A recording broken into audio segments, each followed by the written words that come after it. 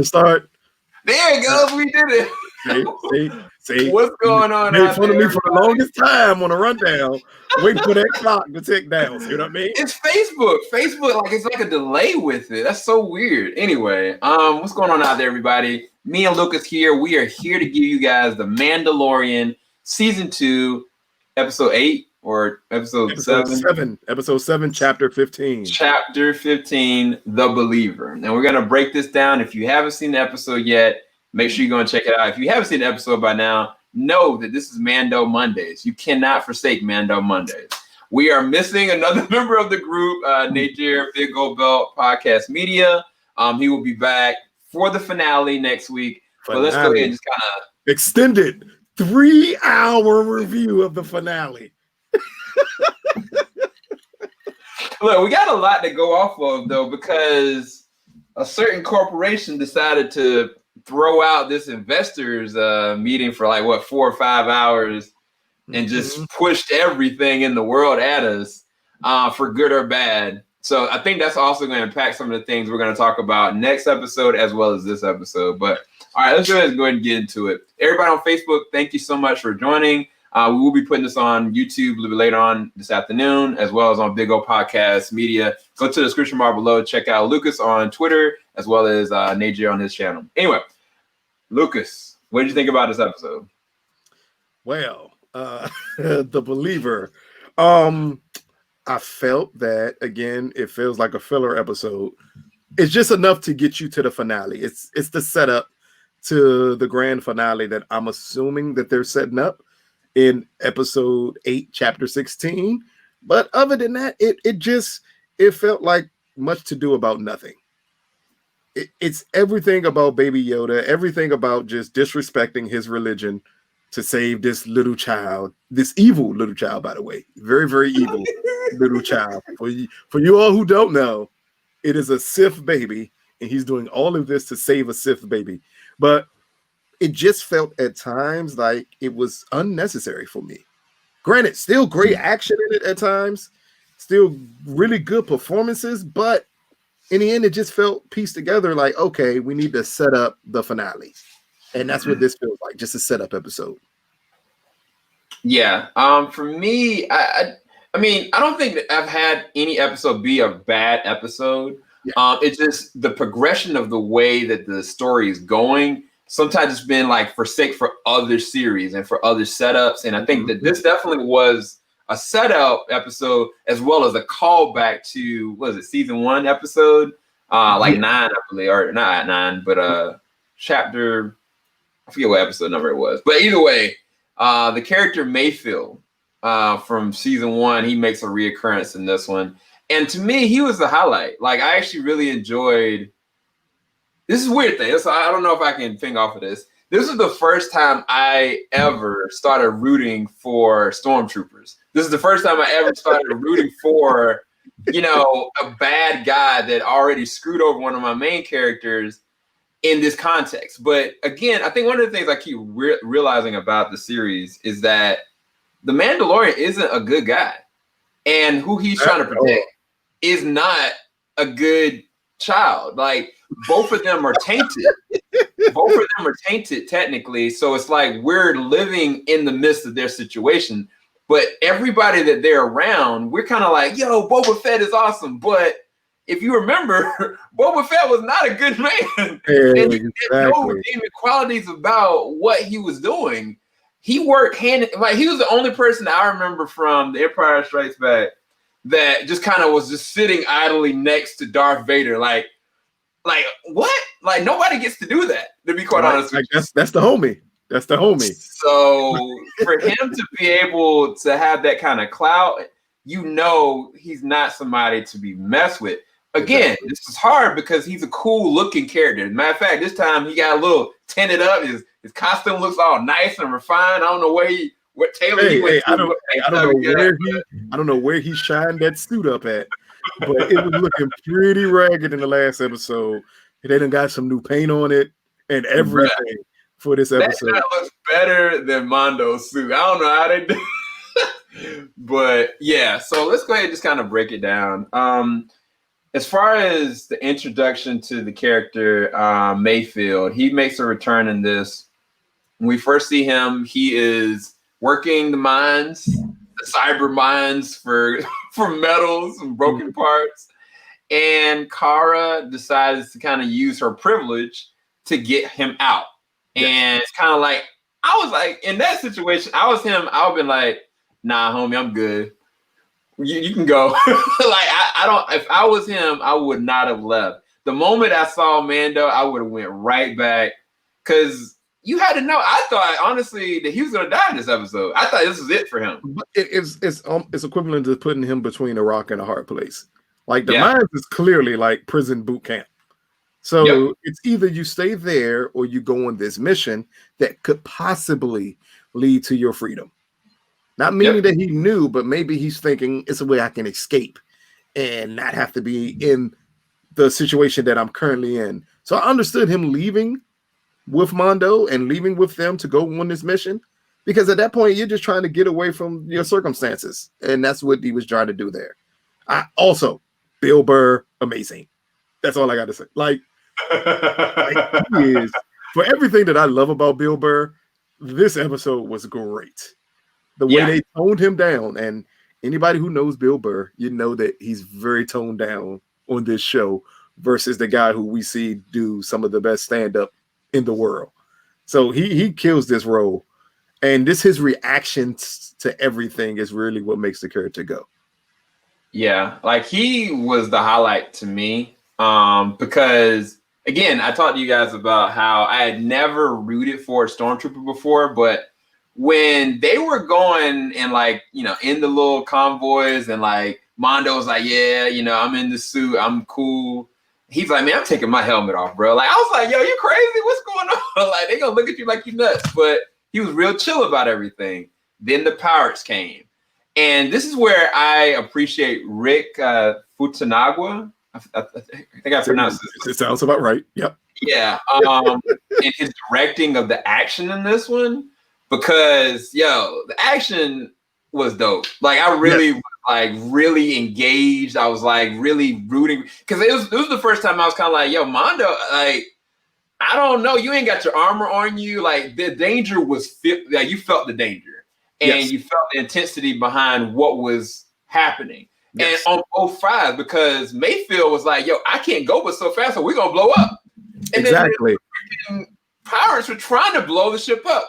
But the thing that made it so great of an episode to me was when they got back to the, you know, the Imperial area, and like, you know, the stormtroopers helped them, they saved them. I was like, yes, they saved the day. But then the reality sunk in of why Mayfield no longer works with the Empire, why he got away from it. And it goes to, let me get to this picture right here, because I know you want to talk about it, but I'm gonna bring it up. Your boy compromised himself. He was like, I'm gonna risk it all. Risk it all for this little man. If he's a Muslim, he was eating pork right here. If he was a Christian, he was selling Jesus for 30 gold pieces, silver pieces. Like he did everything just to say screw his religion and everything for this little green person that's evil. Like that's what it. I'm really interested to see where we go with him compromising himself in this way for that child. Yeah. And to me, it is setting up that when he finds out this child is evil, the heartbreak that's going to come along with it. That's what I believe this moment is helping to set up. Yeah, because as you stated, Sam, you cheered when they got back to the evil base with the other evil people. Do you know how amazing of a moment that is, or of a moment for a director to be able to pull that off? Yeah, openly cheering for a group of evil people, and that's what Rick does. Rick is an amazing, from Dope to I think Wood to when he was signed on to do the Flash movie. Like the guy is great in directing action. And he pulls it off great here, where you're just on the edge of your seat the entire time as the convoy is trying to go back to the headquarters. Yeah. The execution was just perfect to me. But it's kind of like you said, like Mondo compromised himself, but it's like it's not even just that. Like he let his face get scanned in a database, in an imperial database. Mm-hmm. Where it's like before, you know, whether some people knew his face or not, now everybody knows. Yep. I would assume, right? Even if they build up the place, like it's all over the cloud. So, you know, at that point, like you compromise yourself. And then this is another thing that I really love. The moment where Mayfield had this conversation with the White Walker himself. Wow, the White Walker. Yeah, the king of the White Walkers. And he met with the guy that, you know, was his old, you know, subordinate. And the guy was having this deep conversation about, you know, what they were doing, why they were doing it. A sickening conversation. That was a very sick conversation. I was like, from a written standpoint and from a dialogue standpoint, like that made the episode for me. Yes. Because it broke down not just Mayfield as a character, but the whole reality of how warped and how evil some of the people that are working with the Empire really truly are. Mm-hmm. And I was like, that brings things back into perspective and scope, where it's not gray anymore. This is white and black, straight up. Like, and when he, I was like cheering him on. I was like, yo, hold it in, hold it in, hold it in. He couldn't hold it in. He shot that man straight up. I was like, yo, what happens now?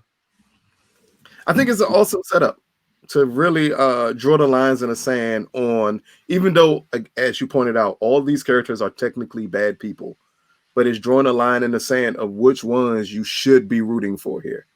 Yep. Going up into that moment, I think it had gave you so much joy that the Empire was able to survive the attempts to blow up the cargo ship, that you may have been jaded and thinking that the Empire were good guys.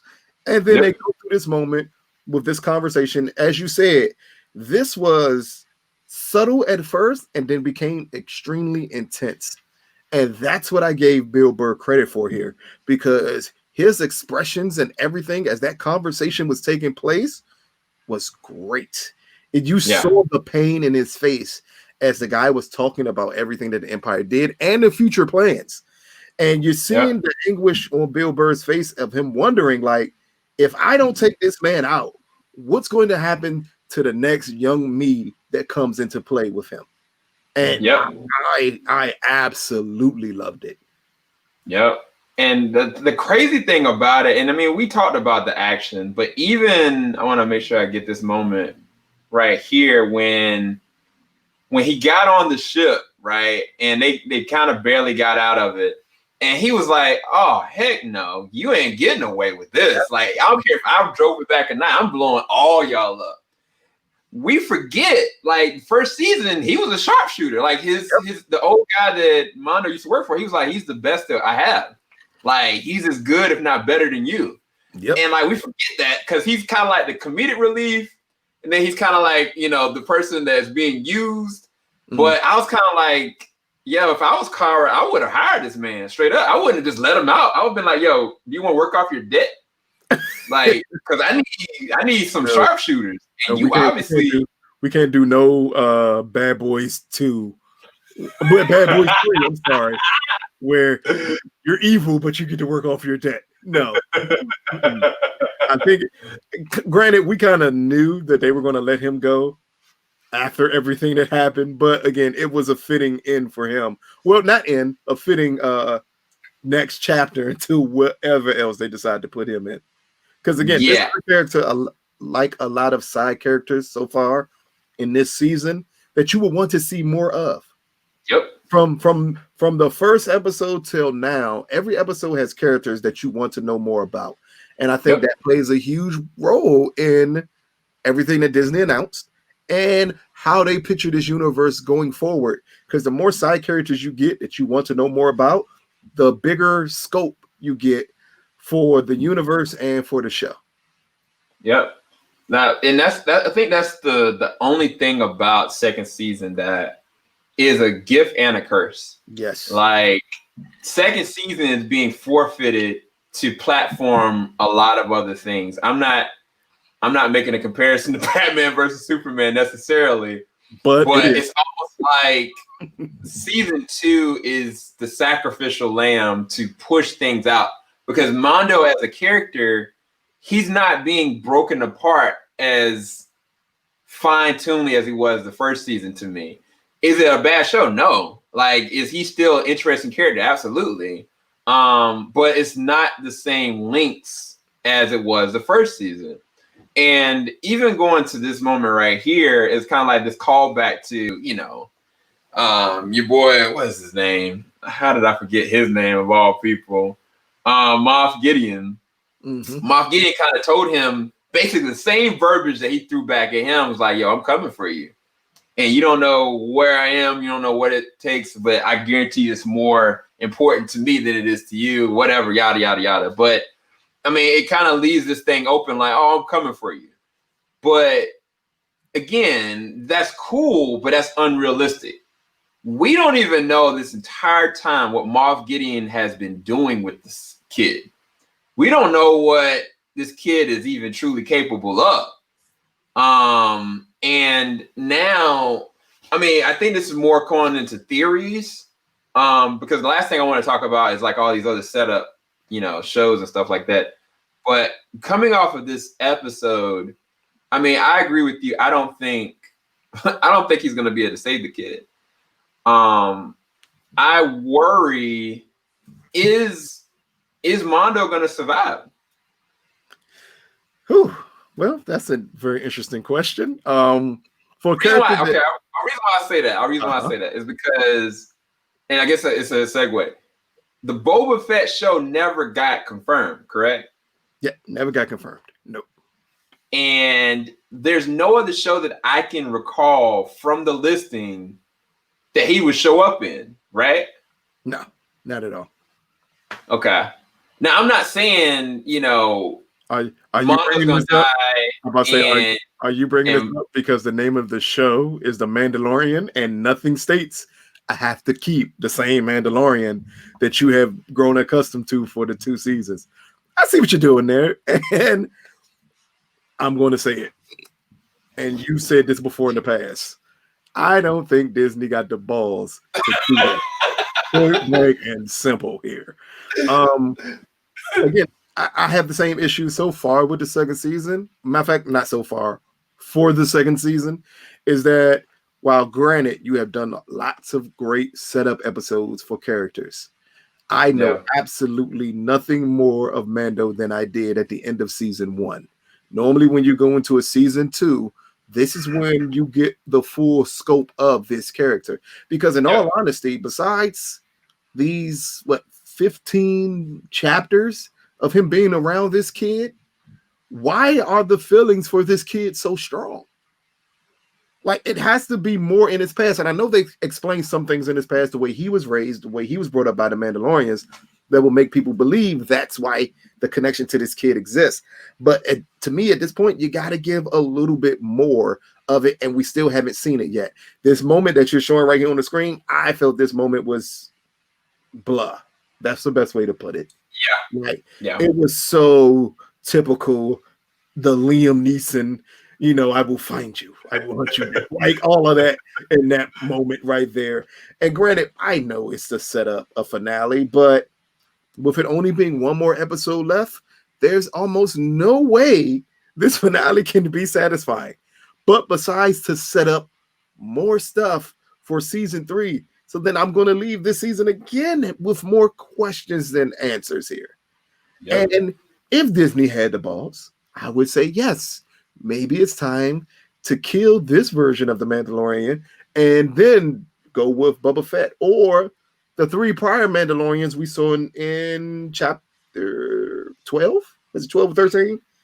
Yeah, the other Mandalorians that we saw. Or maybe just skip past Mando's chapters or storyline and skip to other Mandalorians. That way we get a grander scope of this world.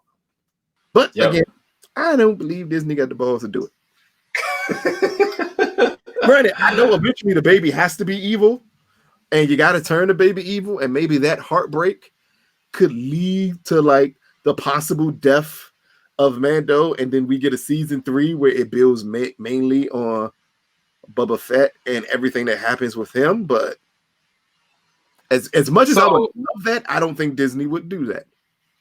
So this is the thing about that, though. If the kid went evil, right? And this is just my personal opinion. If the kid went evil. We're still saying if, though. And Mando, was alive and saw it happen, barely alive or whatever. Let's not forget Mando is a bounty hunter. Like, that's the very first episode we saw. He put a man in cryogenic freezing just because. And if he felt like he had to go and hunt this dude down, I think he would. I think he might die trying, but I think he would do it. And I think that's one thing that we haven't seen of Mando. We haven't seen him really mad. We really haven't seen him like lose his composure. We've seen him emotional. We've seen him compromise his religion, but we haven't really truly seen him like go out for blood. Even though he is an amazing killer, we haven't seen him go on the vindictive side.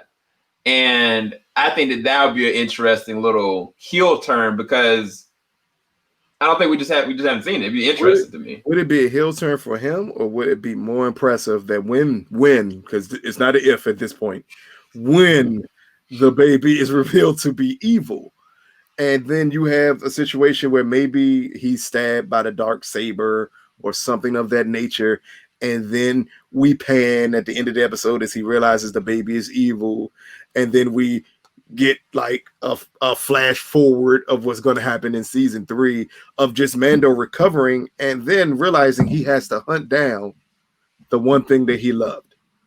Yeah. The one thing that made him drop his guard. That could be an interesting setup for Mandalorian season 3. But as it pertains to this episode, again, it's just a setup for the finale. It's not going to give you much. It definitely doesn't push Mando's story forward any more than what was it, episode 5, where it felt the same way.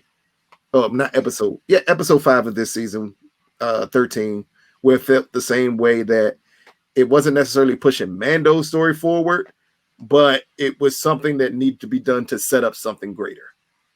Yeah. This episode feels like. Yeah, I completely agree. And again, I mean, the fact that Mayfield ended up becoming, out of the end of this episode, being another character, I'm like, yo, I really want to see this dude again. And it just like just out of nowhere, Disney is like, well, we're gonna just dump all this on you. Here you go. You talking Enjoy about the toys? yourself. I thought you were talking about the toys, because they have a Mayfield action figure now too. Wait, what? Yeah, they released a bunch of action figures called Black Squadron.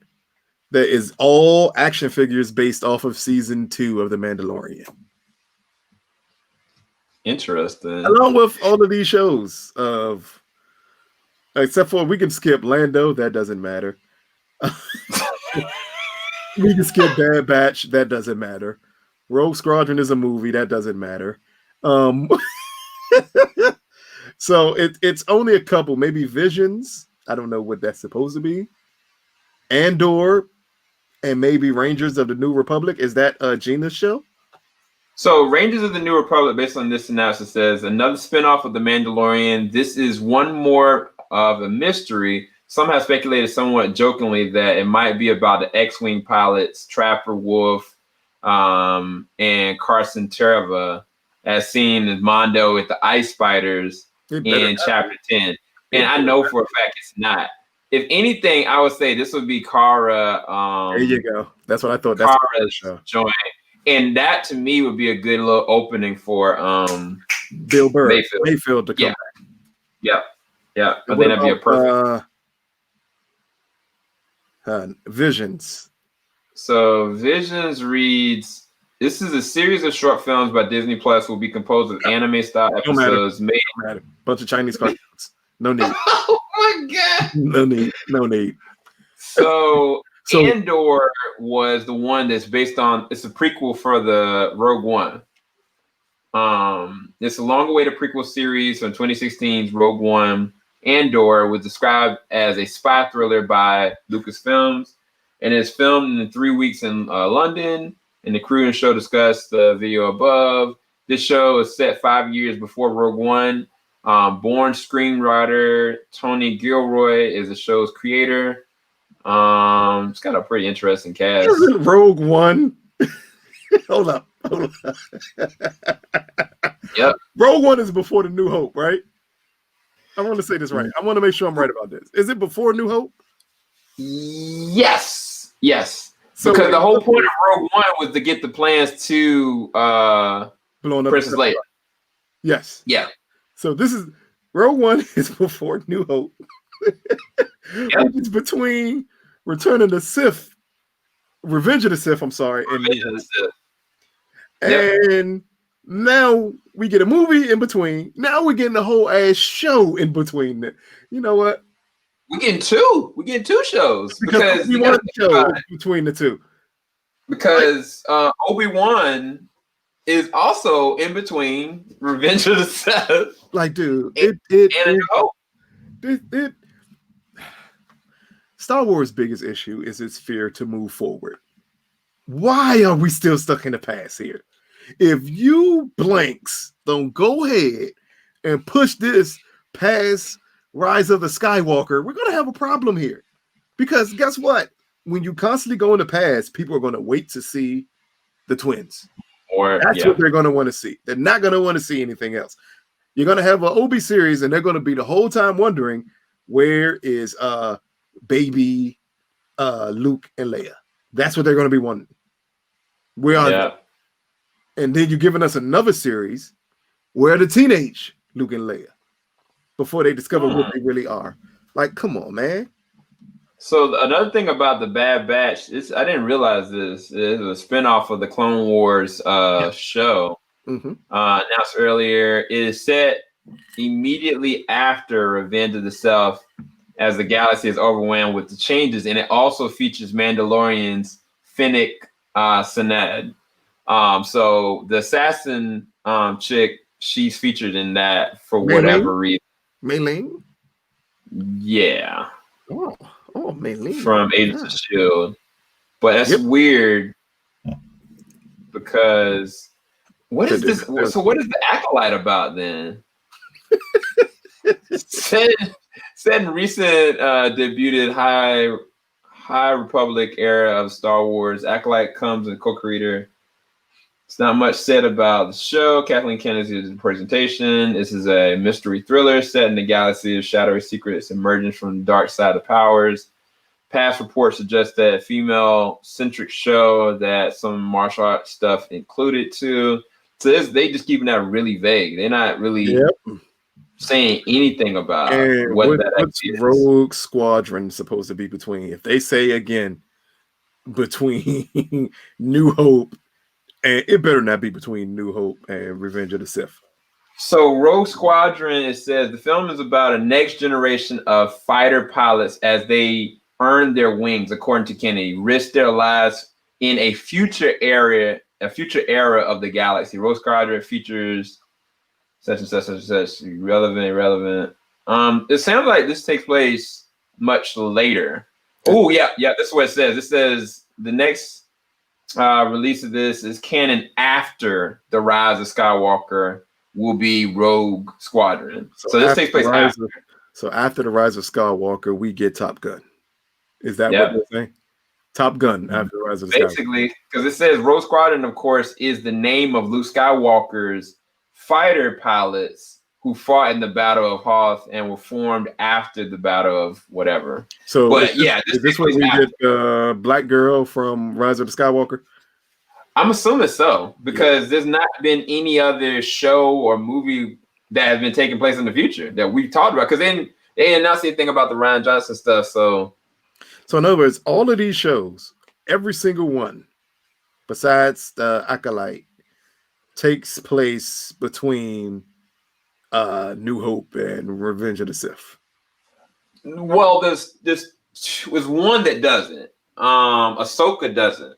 Ahsoka takes place after this show, which takes place after the original films. In between the So Ahsoka takes place like Mandalorian in between episode 6 and 7.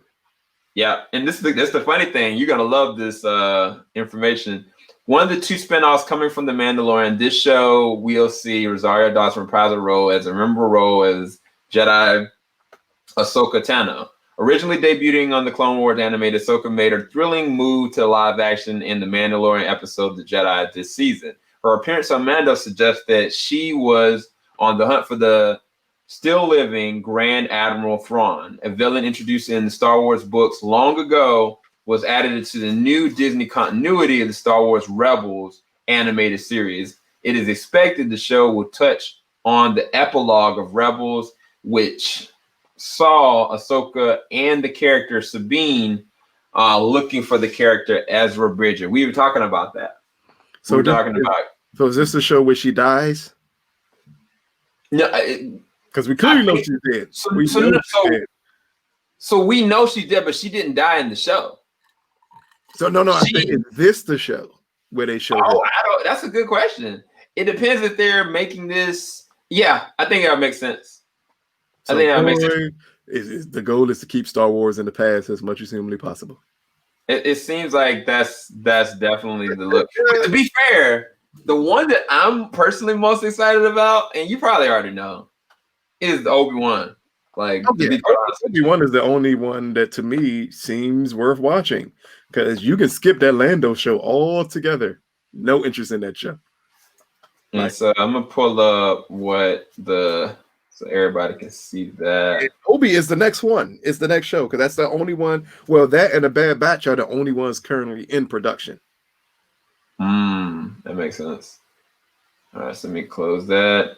All right, so this is what it reads. Long-awaited Obi-Wan spinoff will feature the return of Hayden Christensen as Anakin Skywalker, Darth Vader, with the new showdown promised between the Jedi Master and the failed Padawan. It's set 10 years after Revenge of the Sith, and we are lucky enough to see the behind-the-scenes footage of Obi-Wan Kenobi that wasn't broadcast in the public this week.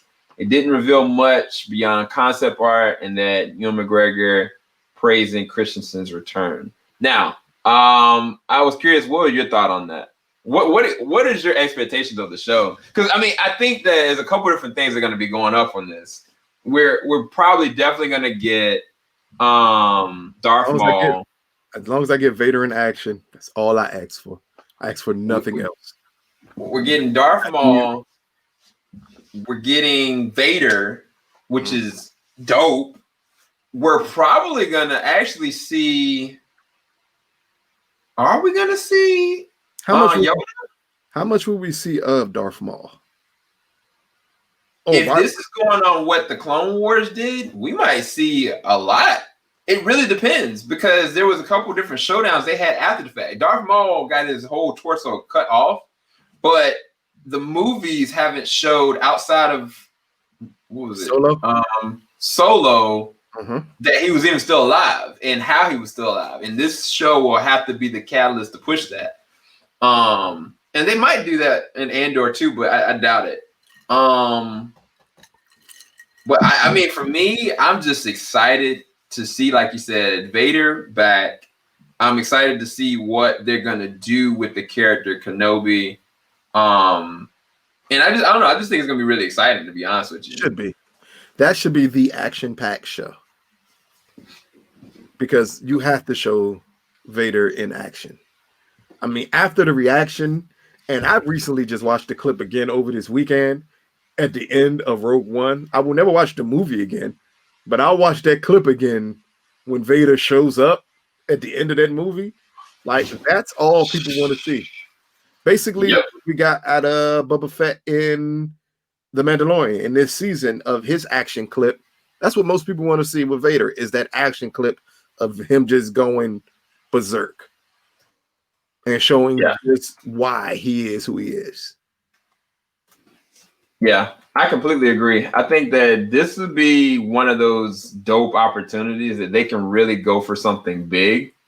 And hopefully they do. I mean, that's the key part is hopefully they do. They realize what they can pull off here and go really hard or balls to the wall with it. It's just, are they? But all of Are we gonna see something? this still sets up the biggest issue. This is great that you announced all of these shows. Guess what? It feels like you left the Mandalorian behind. Like you have really sacrificed the second season to push forward with all the rest of these ideas. Yep. And it doesn't mean the second season is bad. The second season is far from bad, but it doesn't feel as complete as the first season did. And with one episode left, in all honesty, I don't care how great this episode is, you're gonna leave some stuff on the table. Yeah. What the heck is this? That's a weird picture, dude. That's Vader. I don't know what this picture is, but that's Vader. I don't know what the hell that is in his hand. That looks like Batman's head. It is Batman's head. Oh shit! See, come on, man. We know Vader wouldn't kill Batman. No one can build Batman with prep time. We're gonna just leave that. Nobody beats Batman with prep time, dog. We've been through this before. We're gonna just leave that alone. But no, I completely agree. I think we're kind of on the same page about the episode. Really dope ride. Bill Burr did an amazing job. He was a highlight of the episode. Mm-hmm. Shouts out to the Night King. Hold on, Mondo. Next season is gonna be better for you, fam. Hopefully. If you survive, if we see the same Mandalorian that we've gotten in these first two seasons, hopefully we get to dive deep more into his story, because his story is still extremely interesting, and it just seems like they gave it up in season 2 because they needed it to open up more. It's almost like when you get a movie that becomes a hit and then you want to branch that movie off into a bigger universe. So you say, okay, for the sequel, we'll sacrifice the story of the main people and build it bigger, and this build a universe that makes sense to everyone else. And then we'll hopefully go back in the next movie or the next season and build more on the character to make it more of a human story for the third season. And that's what I'm hoping here, especially after we realize that Baby Yoda isn't a Sith baby and he's evil. Yeah, I completely agree. Choke somebody. For people out there that don't think this baby is evil, name me a Jedi, one, that's ever force choked somebody. In the first season, I literally had to send this clip to my brother because he didn't want to pay attention when I said this baby was evil.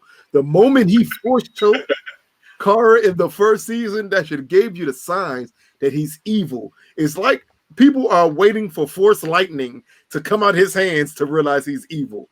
So again, it's a hard. I understand if it's hard for you guys to accept it. It's kind of hard for me to just accept it as well. But you can't deny the possibility of it being a reality. Hey, like all you people that's denying it out there. Hey, did y'all ever see a movie called The Good Son with Macaulay Culkin, where he was so little and so cute, and he was the most evil thing in the world? That's Baby Yoda or Grogu. Okay, don't let the cuteness fool you. He is evil. So, all right. So Lucas and Nigeria suck on Grogu is evil. I'm getting closer and closer to that thought. I feel like Palpatine with the hood over his head, like yes. Come to the side. It's clearly obvious that the baby is evil, and I think it's a wonderful setup for them. Because as Nature would have said if he was here, they have been pushing this cute little Baby Yoda merch to everything and everyone, because they know at the end of this season it's hard to push cute merch for a Sith baby.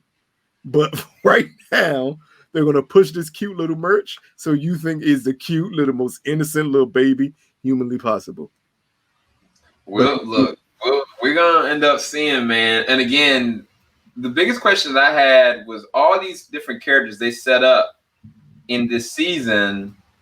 We've pretty much been able to identify where they could go, but the other Mandalorians, I don't know a show that they'll be able to go to other than this one, based on the announcements. So I don't know. Keep that in your heads. We'll mull over it next week. We'll see what happens. But if Pedro Pascal ends up dying, prepare your spirits for it. Like, look, just know so the Mandalorian show continues without him because they purposely did not name the show after the character. Yeah. They named it after a sect, a religion, a creed. They did it for a reason. Yeah, but has it ever been a show that done that though? Like took a main character and just continued the show. Really? You literally named the show when you said the Night King that took the main character and murdered him early. That's not the same. That's a huge cast of people. Like Sean Bean dies and everything. Look, no. Character. Okay. No, I'm not. He was one guy, and they murdered him and continued the story because guess what? It wasn't named after him. And that's the key part about the Mandalorian. We done named the character Mando and everything. Dude, he has a name that no one says. So if he dies, that does not mean the Mandalorian stops. Another Mandalorian will take his place. It's just weird because I could have sworn that they said that they were going to do a Boba Fett show, but they didn't announce it. They 100% said. And it was rumored that Boba Fett show was coming and another spinoff with the other 3 Mandalorians that we saw. Now, what they could do is have him gravely injured, and then the next season it focuses on a Mandalorian that's not him. Ooh, it's a great setup.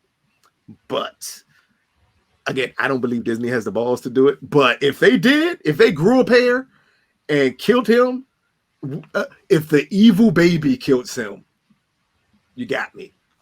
Yeah, I just keep feeling in my heart that dark saber is gonna do somebody in. I don't know who, and it's definitely not gonna be Grogu. But I feel like you don't introduce like a sword, a laser sword like that for no good reason. Be prepared for your Han Solo at the end of Force Awakens moment. Who's gonna get it? I'm not gonna say that, but just prepared for that moment. That or somebody's arm or leg's gonna get cut off. It's one or the other. But yeah, that's all we got, you guys. Hope you guys enjoyed the discussion. I think we had a fun time talking this time, even without our other counterpart. He'll be back, like I said, next week. Definitely go to the description bar below. Check out all our information. And to Mondo Mondays. Coming to a next Facebook and YouTube near you. We're out.